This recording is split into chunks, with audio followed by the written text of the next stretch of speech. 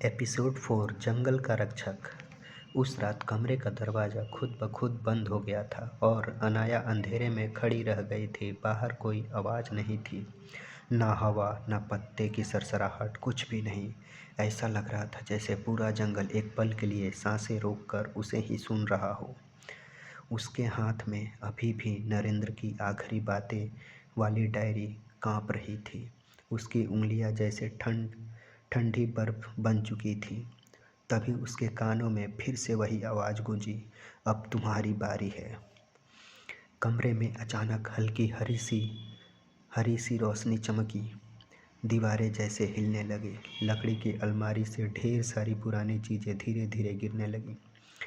दादी की कंघी, चूड़ियाँ और एक धातु की माला। अनाया घबरा कर पीछे हट गई, लेकिन पीछे दीवार थी। तभी फर्श पर गोल गोल निशान उभरने लगे, जैसे किसी ने आग से अजीब सा चिन्ह बनाया हो। उसी चिन्ह के बीचों बीच अचानक धुंध उठने लगी, पहले धीरे फिर तेज, और कुछ ही सेकंड में पूरे कमरे में धुंध भर गई। अनाया की आंखें जलने लगीं, उसे सांस लेने में तकलीफ होने लगी।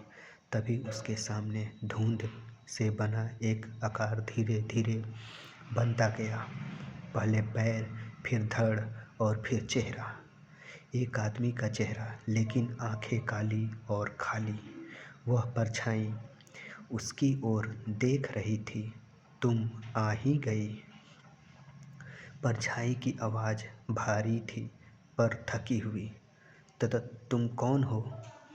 अनाया ने मुश्किल से कहा।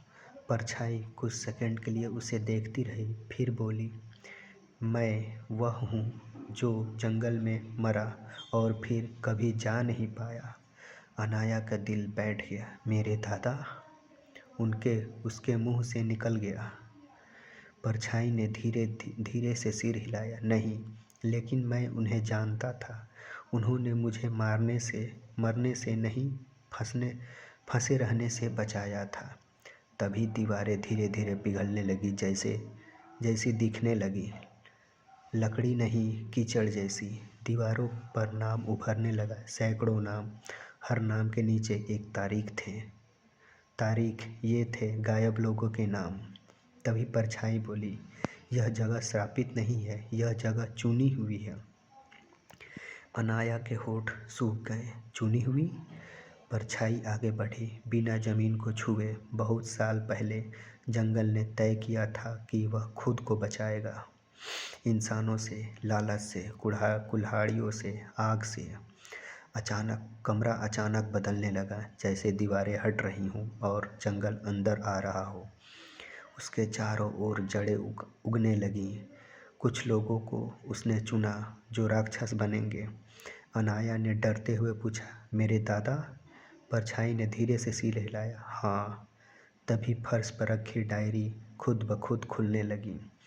एक पन्ने पर दादा की लिखावट उभरी, अगर कोई मेरी बेटियों तक पहुँचे तो कहना मैं डर के कारण नहीं रुका, बल्कि जिम्मेदारी के कारण। अनाया की आंखों में आंसू आ गए। तो उन्होंने हमें छोड़ दिया? उसने पूछा। परछाई ने पहली बार हल्की सी मुस्कान जैसी बनाई। नहीं, उन्होंने जंगल को चुना ताकि गांव जिंदा रहे। तभी बाहर आकाश में गरज की आवाज़ आई। जंगल हिलने लगा, छत कांपने लगी। परछाई ने जल्दी से कहा, तुम्हें जाना होगा। जंगल जाग रहा है, पर मैं उन्हें देखना चाहती हूँ। अनाया रो पड़ी। परछाई पीछे हटने लगी, जैसे धुंध फिर से टूट रही हो। तुम अभी तैयार नहीं हो। अचानक कमरे की दीवार टूट गई। उसे ऐसा लगा जैसे अब वह घर में नहीं, बल्कि फिर से जंगल में खड़ी है। वह अकेली, चारों तरफ पेड़ और ठीक सामने वह धुंध वाली कुटिया, अब असली वाली, पुरानी, टूटी हुई, और दरवाज़ा आधा खुला। इस बार यह सपना नहीं था, यह सच था। उसके कानों में एक गहरी भरी आवाज़ आई, अगर आगे बढ़ोगी तो वापस नहीं लौट पाओगी। उसका दिल जोर जोर से धड़क रहा था, लेकिन उसने कदम आगे बढ़ाया। दरवाजे के पास पहुंच गई, और जैसे ही उसने उसका हत्था पकड़ा, दरवाज़ा अपने आप खुल गया। अंदर से एक झोंका आया, पुराना, सड़ा हुआ और बहुत ठंडा। अंधकार ने उसे निगल लिया। आगे का एपिसोड सुनने के लिए हमारे साथ बने रहें और हमारे चैनल को सब्सक्राइब करना ना भूलें। थोड़ा तो सपोर्ट कर लो प्लीज़।